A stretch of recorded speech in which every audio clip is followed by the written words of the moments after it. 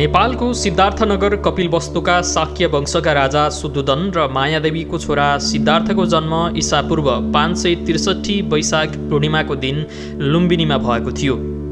छोरा जन्मनुभन्दा अगाडि उहाँको आमाले विचित्रको सपना देख्नु भएको थियो।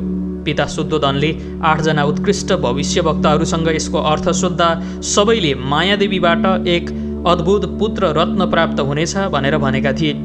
यदि घरमा बस्यो भने चक्रवर्ती सम्राट बन्नेछ, गृह त्याग गरेमा सन्यासी बन्ने र आफ्नो ज्ञानको प्रकाशले समस्त विश्वलाई आलोकित गर्नेछ भनेका थिए। बुद्धको वास्तविक नाम सिद्धार्थ गौतम हो।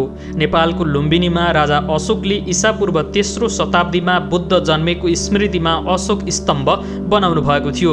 उहाँको माता मायादेवीको उहाँ जन्मेको 7 दिनपछि निधन भएको थियो। उहाँको पालन पोषण शुद्धोदनको दोस्रो पत्नी महाप्रजावतीले गर्नुभएको थियो। शिशुको नाम सिद्धार्थ राखियो। यो नामको अर्थ हुन्छ सिद्ध प्राप्ति। शुद्धोदनले सिद्धार्थलाई चक्रवर्ती सम्राट बनाउन चाहन्थे। उहाँमा क्षेत्रीयोचित गुण उत्पन्न गराउनका लागि समुचित शिक्षाको प्रबन्ध गर्नुभयो। तर सिद्धार्थ भने कुनै न कुनै चिन्तामा डुबेको देखिनुहुन्थ्यो। अन्ततः पिताले उहाँलाई विवाह बन्धनमा बाँधिदिनुभयो। सिद्धार्थका पिता शाक्य वंशका राजा थिए। सिद्धार्थकी माता मायादेवी कोली वंशकी रहेकी थिइन्। ऋषिहरूले पनि सिद्धार्थ या त महान राजा या त महान साधु बन्नेछ भनेका थिए। यो भविष्यवाणीलाई सुनेर राजा शुद्धोदनले आफ्नो सामर्थ्यले भ्याएसम्म सिद्धार्थको दुःख हटाउने कोसिस गर्नुभएको थियो।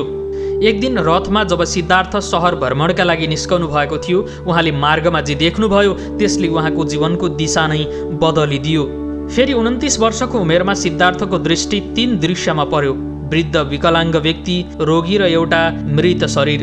यी 3 दृश्यहरू देखेर सिद्धार्थले यो जान्नुभयो कि सबैको जन्म हुन्छ, सबै वृद्ध हुन्छन्, सबैलाई रोग लाग्छ र एक दिन सबैको मृत्यु हुन्छ। उहाँले आफ्नो धनवान जीवन, पत्नी, पुत्र तथा राजपाट सबै छाडेर एउटा साधुको जीवन अपनाउनु भयो, ताकि उहाँले जन्म, बुढ्यौली, दुःख, रोग र मृत्युका बारेमा कुनै उत्तर खोज्न सक्नुहोस्।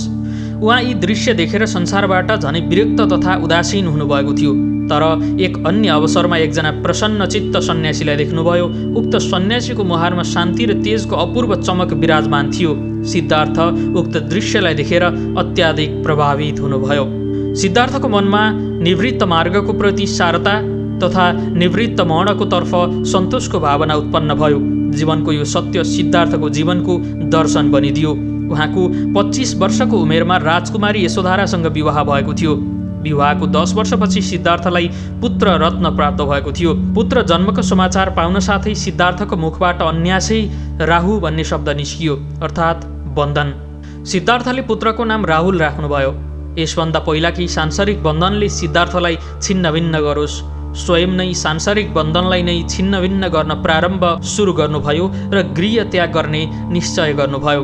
एउटा महान रातमा 29 वर्षको युवक सिद्धार्थ ज्ञानको प्रकाश तृप्त गर्नका लागि घरबाट बाहिर निस्कनुभयो। केही विद्वानहरूको मत छ कि यज्ञमा भइरहेको हिंसाका कारण सिद्धार्थले गृह त्याग गर्नुभएको थियो। केही अरू विद्वानहरूका अनुसार सिद्धार्थ गौतमले अरूको दुःखलाई सहन नसकेर घर छाड्नु भएको थियो। गृह त्याग गरिसकेपछि सिद्धार्थ ज्ञानको खोजीमा हिँड्न थाल्नुभयो। सिद्धार्थले 2 जना ब्राह्मणसँग आफ्नो प्रश्नको उत्तर खोज्न सुरु गर्नुभयो। ध्यानमा लाग्न जानिसकेपछि पनि उहाँलाई यी प्रश्नको उत्तर प्राप्त भएन। फेरि उहाँले तपस्या गर्नुमै धेरै समय लगाउनुभयो। फेरि पनि उहाँलाई उत्तर प्राप्त भएन। फेरि उहाँले साथीहरू जम्मा गरेर अझै झनै कठोर तपस्या गर्न लाग्नुभयो। बिम्बिसार, उद्रक, आलार, कालाम नामका स्थानहरूमा सङ्ख्यापदेशमा रहेर साधना गर्दै गर्दै सिद्धार्थ उरुबेलाको रमणीय वनस्थलीमा पुग्नुभयो। त्यहाँ सिद्धार्थले कौडिल्य आदि 5 साधकहरू भेट्नुभयो। त्यहाँ सिद्धार्थले ज्ञान प्राप्तिका लागि फेरि घोर साधना प्रारम्भ गर्नुभयो। यस्तो गर्दै गर्दै 6 वर्षपछि भोकका कारण करिब मर्ने अवस्थामा पुगेपछि उत्तर प्राप्त नगरी अरू केही गर्ने बारे सोच्न थाल्नुभयो। त्यो समय सिद्धार्थलाई आफूलाई पहिले घटेको एउटा घटना सम्झना भयो। जब सिद्धार्थका पिताले खेत मिलाइरहनु भएको थियो, त्यो समय उहाँ एक किसिमको आनन्दित किसिमले ध्यानमा बस्नु भएको थियो र उहाँलाई यस्तो महसुस भएको थियो कि समय स्थिर भइसकेको छ। धेरै पटक असफल भइसकेपछि गयाको नजिक एक वटवृक्षको मुनि आसन लगाएर बस्नुभयो र निश्चय गर्नुभयो कि प्राणी निक्लेर गए पनि म तबसम्म समाधिमै बस्छु जबसम्म ज्ञान प्राप्त नगरौँ। 7 दिन र 7 रात बितेपछि कठोर तपस्या छाडेर उहाँले आर्य अष्टाङ्ग मार्ग खोजेर पत्ता लगाउनुभयो, जसलाई मध्य मार्ग, सम्यक मार्गका रूपमा पनि लिने गरिन्छ, किनकि यो मार्ग तपस्या र असंयम दुवैको पराकाष्ठको बीचको मार्ग हो। आफ्नो शरीरमा केही शक्ति प्राप्तिका लागि उहाँले एक ब्राह्मणीसँग केही खीर लिनुभएको थियो। सत्यलाई नजानी उठ्ने छैन भनेर उहाँ त्यो पिपलको वृक्ष, जुन अहिले बोधि वृक्ष भनेर चिनिन्छ, त्यो मुनि बस्नुभयो। उहाँ रातभर त्यही वृक्ष मुनि बसिरहनु भएको थियो र बिहान उहाँलाई ज्ञान प्राप्त भइसकेको थियो। उहाँको अभिजया नष्ट भइसकेको थियो र उहाँलाई निर्वाण यानि कि बोधि प्राप्त भयो। उक्त समयमा उहाँ 35 वर्षको हुनुहुन्थ्यो र उहाँ बुद्ध बन्नुभयो।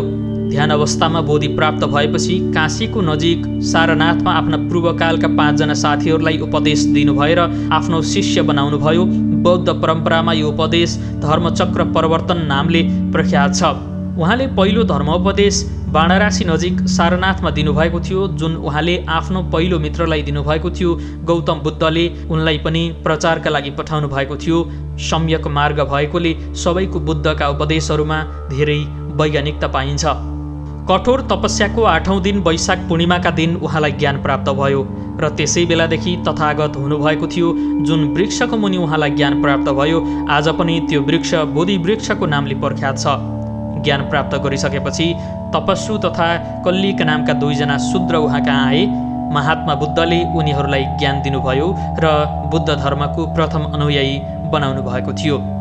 बुद्धका उपदेशका सार यस प्रकार रहेका छन्।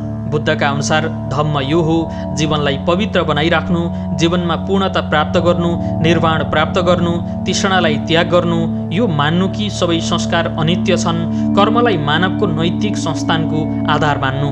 बुद्धका अनुसार यो अधम्म हो: पराप्रकृतिमा विश्वास गर्नु, ईश्वरमा विश्वास गर्नु, आत्मामा विश्वास गर्नु, यज्ञमा विश्वास गर्नु, कल्पना आधारित विश्वास मान्नु, धर्मको पुस्तकको वाचन मात्र गर्नु, धर्मका पुस्तकलाई गल्तीमा परेको मान्नु।